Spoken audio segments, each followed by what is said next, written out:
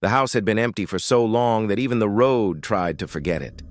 Paint peeled like old scabs from its walls, and the windows were darkened not by dust, but by something thicker, something that swallowed light instead of reflecting it. Locals called it Harrow House, though no one remembered who Harrow was anymore. What they remembered was the rule: don't go inside after sunset. Evan didn't believe in rules that came from whispers. He stepped through the front door just as the sun slipped behind the trees. The door shut behind him with a sound too final to be an accident.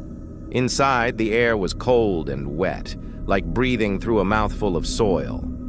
His flashlight beam crawled across the hallway, revealing family portraits lining the walls. Every face had its eyes scratched out, except one. A little girl stared back at him, her painted eyes glossy and black. As Evan watched, her lips slowly curled into a smile. He staggered back, knocking into a table. Something clattered to the floor. When he looked down, he saw a small music box. Its lid snapped open. Without being touched, it began to play. Slow, warped notes that echoed through the house. Footsteps answered the melody. They came from upstairs. Evan called out, his voice thin and shaking. "Hello?" The footsteps stopped. Then they began again, faster this time, running. The sound was wrong, too many feet hitting the floor, as if the house itself had decided to move. Doors slammed one by one along the hallway. The portraits rattled.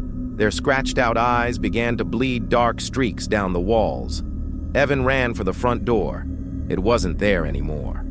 In its place was a long hallway that hadn't existed before, stretching far beyond what the house could possibly hold. At the end of it stood the little girl from the portrait. She was no longer painted. Her feet didn't touch the floor as she floated toward him, head tilted at an impossible angle.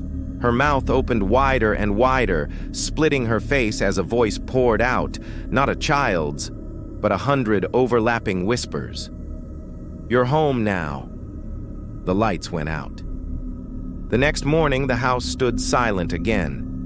Neighbors swore they heard music drifting from inside, soft and cheerful, like a child's lullaby.